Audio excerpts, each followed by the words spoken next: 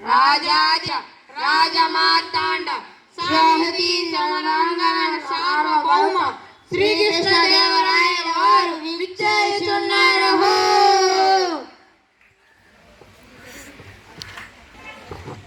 గజ కవులకు, సాహితీ ప్రియులకు, పుర ప్రజలకు స్వాగతం.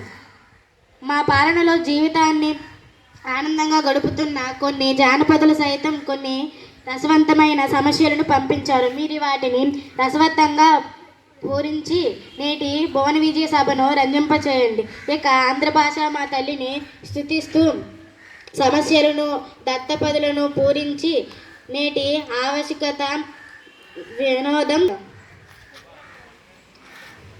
చిత్తం రాజేంద్ర కవిచంద్ర, మీతో నేటి భువన విజయ సభను ప్రారంభించాలని మా అభిలాష.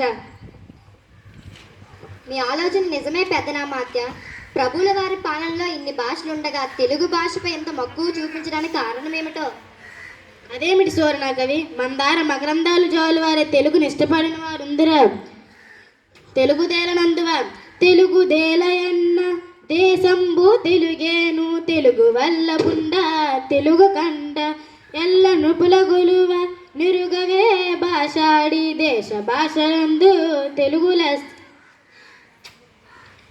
అభిమానం. ఎందుకంటే ఇది తెలుగు ప్రాంతం, నేను తెలుగు రాజుని. తెలుగు భాష తీయనైనది. అందరి రాజులతో మాట్లాడి తెలుగు నేర్చుకున్నాను. తెలుగు భాష అన్ని భాషల్లో కల్లా గొప్పది. పెద్దనార్య కౌలారా, మేము తర్వాత పద్యాన్ని పూరిస్తాం. ముందు మీరంతా పద్య పూరణకు పూనుకోండి. చిత్తం రాజేంద్ర, మీ అభిప్రాయమే మా శిరోధార్యం. పెద్దనామాత్య, ఈ సమస్యకు పద్య పూరణ చేయు. అగ్రజానుజులై తనుజాగ్రజులుగా. ఆహా, ఏమి సమస్య! అన్నదమ్ములు తమ్ముడన్నలయ్యారా ప్రభు? ఇదిగోండి. పుష్యమిన్ భరతాగ్యుడు పుట్టినాడు, మనస లక్ష్మణుడాశ్లేష పుట్టినాడు. భరత లక్ష్మణ క్రమమిది అరసి చూడ, నగ్రజానుజులై రణజాగ్రజులుగా. ఆహా, పెద్దనామాత్య, ఎంత చక్కగా పూరణ చేశారు. భరతుడు పుష్యమి నక్షత్రంలో పుట్టినాడా? దాని తర్వాత వచ్చే ఆశ్లేష నక్షత్రంలో లక్ష్మణుడు పుట్టినాడు. దీన్ని బట్టి భరతుడు అన్నయ్యగా, లక్ష్మణుడు తమ్ముడుగా చెప్పవచ్చు. కానీ లోకజ్ఞానంలో మాత్రం రామలక్ష్మణ భరత శత్రుఘ్నులుగా చెప్పవచ్చు. కాబట్టి అన్నదమ్ములు తమ్ముడన్నలయ్యారు. తరువాత భట్టమూర్తి గారు ఈ సమస్యను పద్యపూరణ చేయండి. కరుణెత్తికి పోయేలుక కలుగున దినియన్. చిత్తం ప్రభు, పల్లె ప్రజలకు సామాజికమైన మంచి చరిత్ర ఇచ్చారు. కరులు చిలక ఎద్దులు సర్కరితో ననరించి యాచ, కడబెట్టెడుచో గరిమరిచి వత్తకుండా, కరినెత్తిక పోయేలుక కలుగున దినియన్.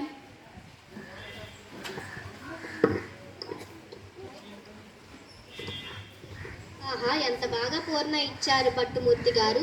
వ్యాపారి చక్కెరతో ఏనుగులను, చిలకలను, ఎద్దులను తయారు చేసి వాటిని ఆరబెట్టి సమయంలో ఒక ఏనుగును మర్చిపోయాడు. ఆ ఏనుగును ఒక ఎలక కడుగులోకి ఎత్తుకెళ్ళిపోయి తిన్నది. తర్వాత ముద్దు పలుకులు ముక్కు తెమ్మన ఈ సమస్యకు పద్యపూరణ చేయండి. గాడిద ఏడ్చంగదన్న ఘన సంపన్న. చిత్తం ప్రభు.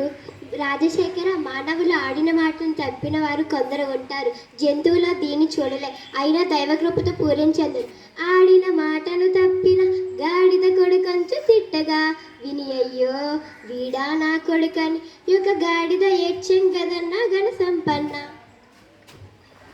ఆహా, ఎంత చక్కగా పూరణ చేసేదిరు. ఒక మనిషి ఆడిన మాట తప్పిన వాణ్ణి గాడిద కొడుక అని తిట్టాడట.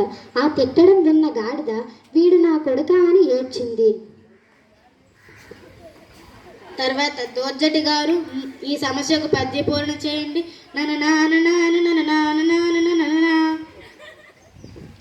ఆహా ప్రభు, అక్షర విన్యాసం తప్ప అర్థవంతం లేని సమస్య ఇచ్చారు.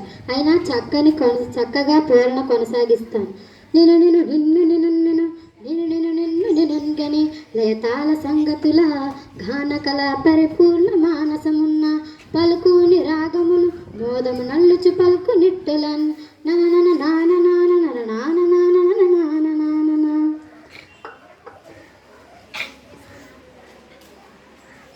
ఆహా, ఎంత చక్కటి పూర్ణ ఇచ్చారు దోర్జటి గారు.